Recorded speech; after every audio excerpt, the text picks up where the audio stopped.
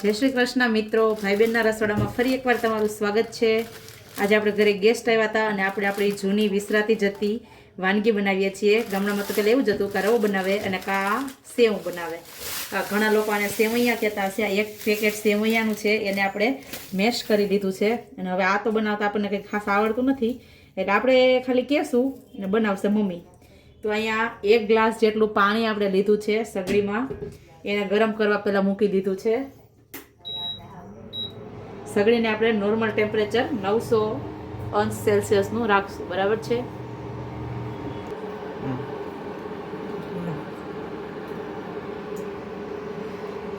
આની અંદર આપણે 1 ચમચી જેટલું દેશી ગાયનું ઘી નાખશું।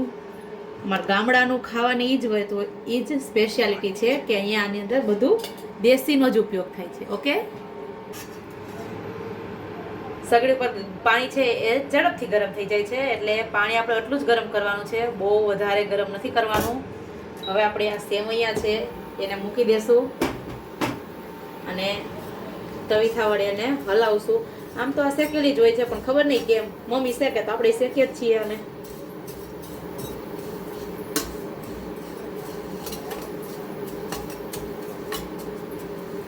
શિયાળાના હિસાબે ઘી છે એ કઠણ હતું, એના માટે એને મેલ્ટ થતા થોડીક વાર લાગશે।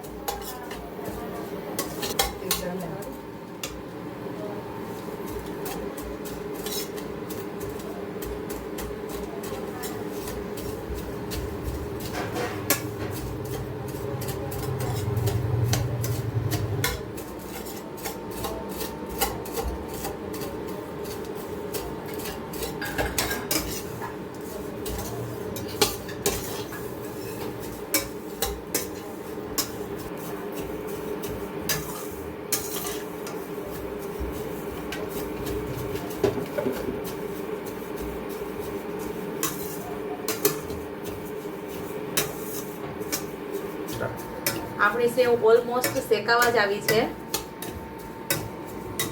હવે આપણે એમાં થોડું થોડું કરીને પાણી એડ કરશું। પાણી આપણે ગરમ કર્યું છે, પણ જોઈએ એ પ્રમાણે નાખતા રહેવાનું।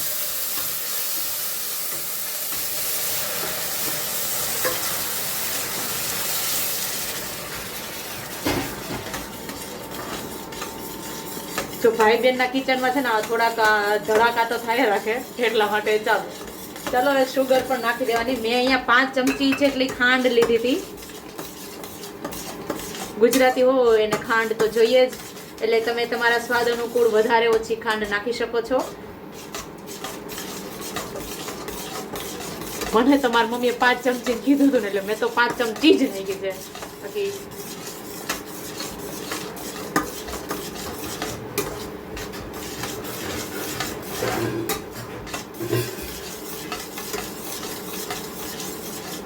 થઈ ગઈ છે ખાંડ મેલ્ટ, એટલે આપણે મેં ડીશ અગાઉથી જ ઘી વડે ગ્રીસ કરીને રાખી હતી, એની અંદર આપણે એડ કરી દઈએ।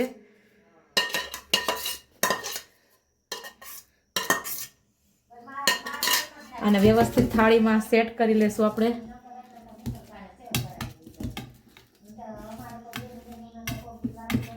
અને 1 મિનિટની અંદર આવડી આ ઠરી જશે, એટલે આપણે આની અંદર નાના નાના સ્ક્વેર કટ કરી લેશું।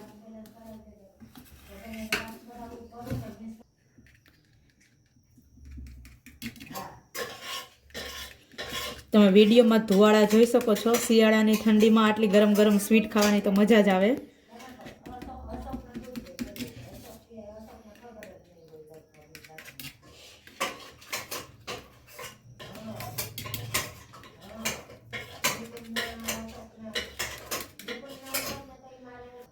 અમારા ઘરમાં કોઈ પણ વાનગી બને તો અમે લાલાને ભોગ અવશ્ય ધરાવીએ છીએ। તો આ સેટ થઈ જશે, એના પહેલાં જ આપણે અહીંયાથી નાનું એવું પીસ કટ કરી લઈએ અને આ અમે લાલાની ડીશમાં પધરાવી લીધું છે।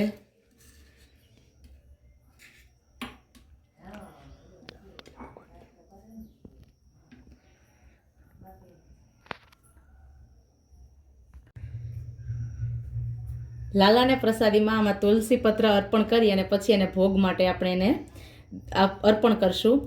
અને ભાઈ બહેનના રસોઈમાં આવા ને આવા નવા નવા વિડીયો જોવા માટે અમારી ચેનલને સબસ્ક્રાઈબ કરો, ફોલો અમારી ચેનલને સબસ્ક્રાઈબ કરો, શેર કરો તમારા મિત્ર મંડળમાં અને લાઈક કરવાનું તો ભૂલતા જ નહીં.